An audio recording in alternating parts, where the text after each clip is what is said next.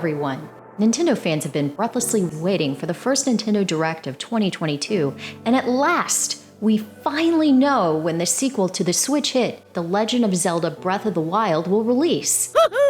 Not only that, but also the release dates of Metroid Prime 4 and Bayonetta 3. Huh? What's that? Wait, that didn't happen? Well, folks, that's not exactly how everything played out this week. And if you were watching the live chat closely, this left many fans a wee bit salty. If we've learned anything, Nintendo does what Nintendo do. What the fans were presented with were a ton of surprises that left some cheering, some booing, and some just scratching their heads. When it comes to the reveals that had mostly everyone cheering, there were several standouts. Splatoon 3, scheduled for sometime this summer. The unique ink-spewing third-person multiplayer shooter from Nintendo features new modes and a fresh coat of paint, so to speak, with enhanced visuals. This version of the game appears to be more detailed than its predecessors. It really seems like Splatoon 3 was developed for the Switch. Splatoon 2, while it looked great, did appear as though it was initially supposed to release on the Wii U. Advanced Wars 1 and 2 Reboot Camp, slated for April. This is a remaster of the first two games in the Game Boy Advance's Advanced War series. This game is a tactical RPG that gained quite a following over the years. The new graphical enhancements and included new features will hopefully delight fans when the game makes the jump to the Switch and large TV screens later this spring. Mario Strikers Battle League, slated for June. The last Mario Strikers title dates all the way back to 2007, when the title was on Nintendo's last hit console. Sorry, not you, Wii U, the Nintendo Wii. Mario Strikers Battle League looks to make for a fun multiplayer arcade-style soccer experience. I never tried the previous title. I'm not much into sports games. However, with Nintendo's spin on the sport, I just might have to give it a whirl. Mario Kart 8 Deluxe course expansions, releasing in March through the end of 2023. This expansion adds 48 new courses to the already insanely popular title.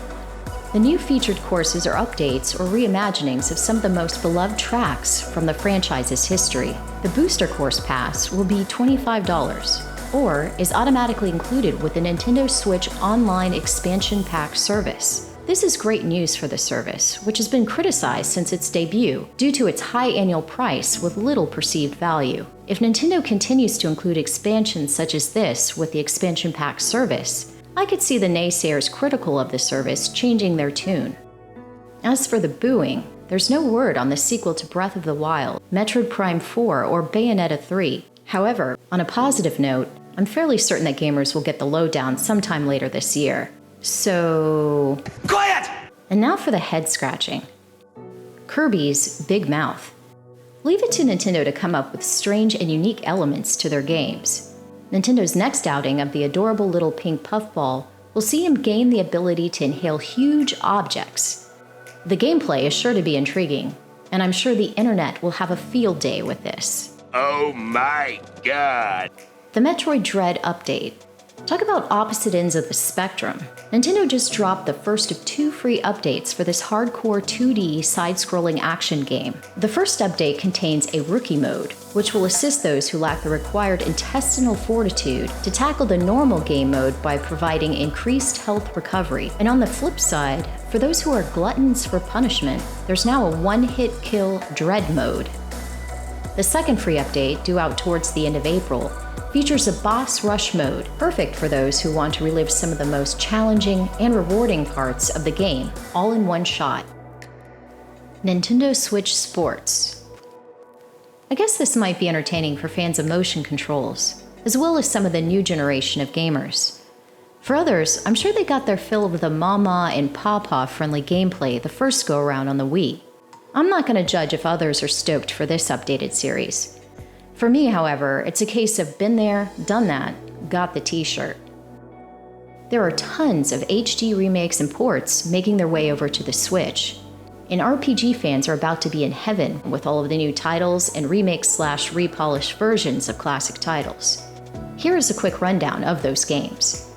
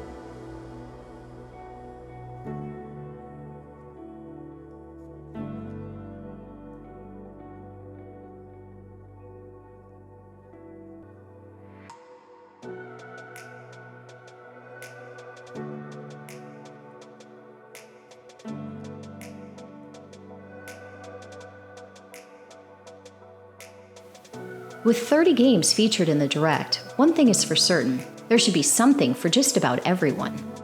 While this Direct wasn't what I initially expected, I ended up feeling quite excited by the time the presentation concluded.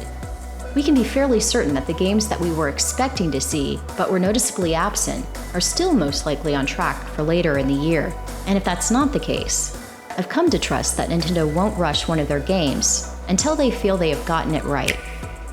And in the meantime, I have several games that weren't initially on my radar to look forward to.